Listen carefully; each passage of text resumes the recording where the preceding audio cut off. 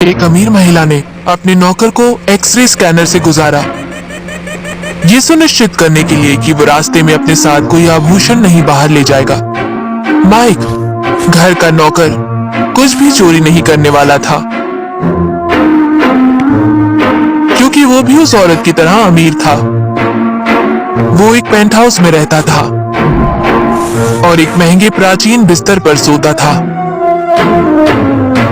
हालांकि वो हर सुबह काम पर जाता था, अपमान सहता था और अपने नेक नियत कर्तव्यों का पालन करता था। माइक को उसके काम के लिए कोई पैसा नहीं मिला, उसे बस खाना मिलता था।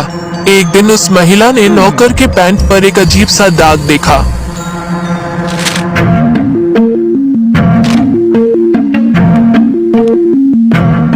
और उसे याद आया कि उसके 200 रुपए वाले सारे टूथपेस्ट बहुत जल्दी खत्म होने लगे थे।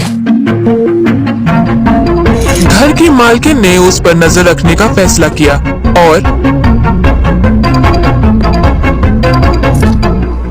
और माइक को टूथपेस्ट खाते हुए पकड़ लिया। क्या तुम जानते हो कि मैं एक अनाथालय में रहती थी? क्या तुम जानते हो कि उन लोगों के साथ क्या होता है जो चोरी करते हैं? उस आदमी ने समझाया कि वो अपनी आदत पर काबू नहीं रख सकता, लेकिन कठोर दिल वाली महिला ने उसकी बातों की परवाह नहीं की। पहले टूथपेस्ट, फिर क्या, एक हार। मैं तुम जैसे लोगों को जानती हूँ।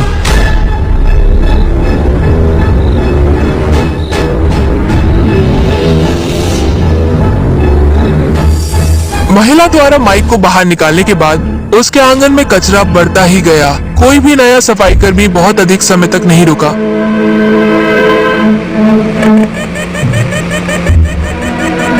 वो उसके घर चोरी करते थे, पैसा, कला, आभूषण। तो जब वो अपने विला के पास माइक से मिली,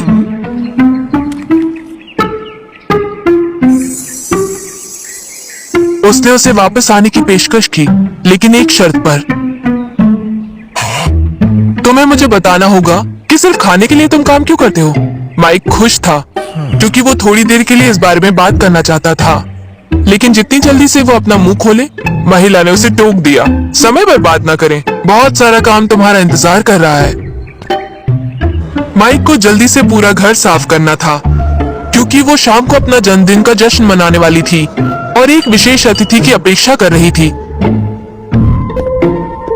मैंने कई बार अनाथालय में जो पुस्तक पढ़ी थी, उसके लेखक को आमंत्रित किया ताकि वो सार्वजनिक वाचन कर सके।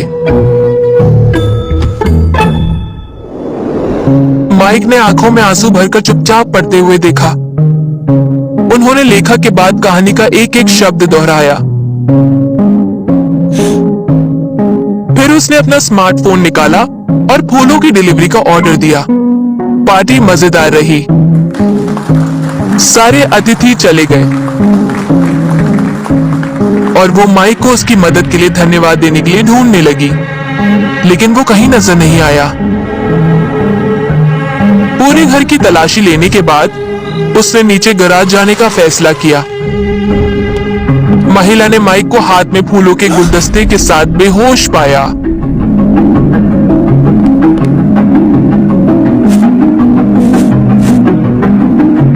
उसका चेहरा बर्फ जैसा ठंडा था। महिला ने अपनी पूरी ताकत जुटाकर उसे कार में बिठाया।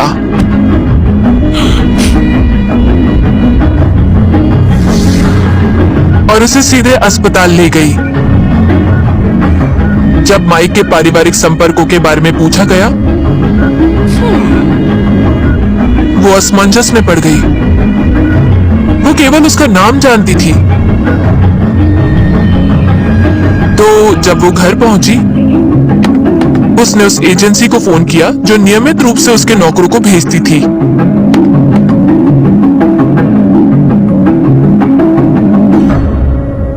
हालांकि एजेंसी ने उसे बताया कि उनके पास कोई माइक नाम का नौकर नहीं है। महिला को लगा कि माइक एक बदमाश था जिसने उसके भरोसे को तोड़ा था और उसे लूटने की योजना बना रहा था। उसने तुरंत सभी ताले बदलने का फैसला किया। तभी अचानक उसका फोन बजा। वो हेमेटोलॉजी विभाग की एक नर्स थी। मुझे ये बताना था कि आपके पिताजी को अनीमिया हुआ है। उनका अर्जेंटली ब्लड ट्रांसफ्यूजन करना होगा। महिला ने बिना कोई सवाल पूछे उसकी कार की चाबियां छीन ली और अस्पताल ले गई, क्योंकि वो अपने दत्तक पिता के बारे में चिंतित थी। हालांकि कमरे में वो नहीं, माइक था। महिला ने नर्स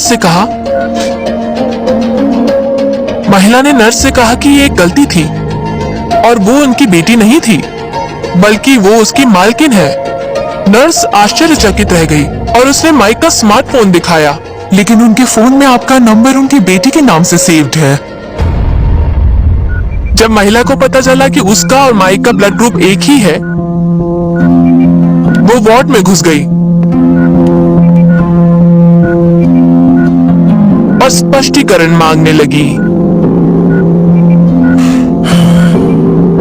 माइक ने उसे बताया वो 30 वर्ष पहले की बात है। उसने उसे अनाथालय में छोड़ दिया।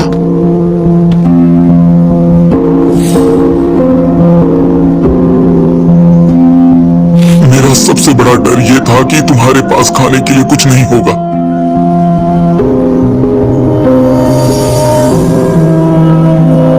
अपनी पत्नी की गंभीर बीमारी के बाद माइक गरीब हो गया था। उसने वादा किया कि जैसे ही वो अधिक धन कमा लेगा, वो अपनी बेटी को वापस ले आएगा। कुछ साल पहले माइक अनाथालय वापस चला गया।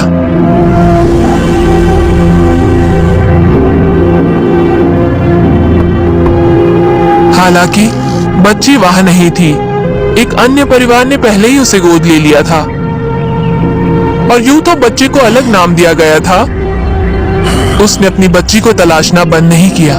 एक दिन उसने एक अमीर युवती के बारे में एक कहानी पढ़ी, जिन्होंने अपने जीवन के पहले वर्ष एक अनाथालय में बिताए और उसे विश्वास था कि वो उसकी खोई हुई बेटी है। उसने उनके घर में नौकर के रूप में नौकरी पाने की कोशिश की, उनके रिश्तेदार का सबूत खोजने के लिए।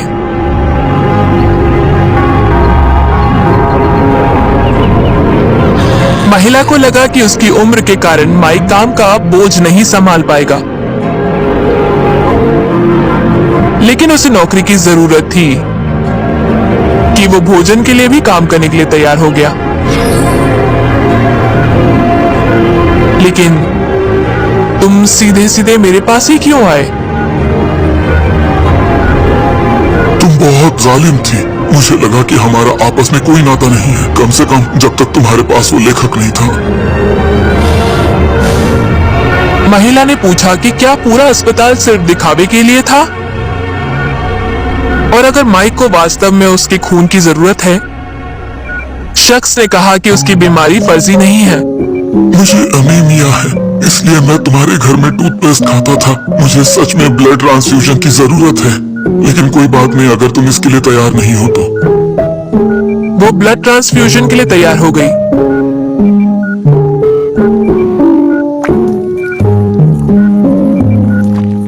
लेकिन ये स्पष्ट कर दिया कि वे तुरंत रिश्तेदार नहीं बनेंगे। पहले ठीक हो जाओ, फिर हम शुरुआत से शुरू करने की कोशिश करेंगे। माइक समझ गया। पूरी तरह ठीक होने के बाद उन्होंने उनकी बेटी के सामने एक बड़ी पारिवारिक एल्बम की दुकान खोली। उसने पहली बार अपनी मां को देखा, साथ ही बचपन की कई अन्य तस्वीरें।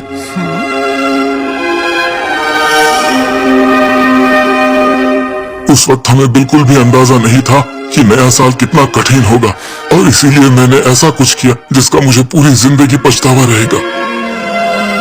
महिला ने कहा कि उसे माइक और उसके प्रति कोई शिकायत नहीं है। रात को उसने आखिरकार उसे पापा कहा।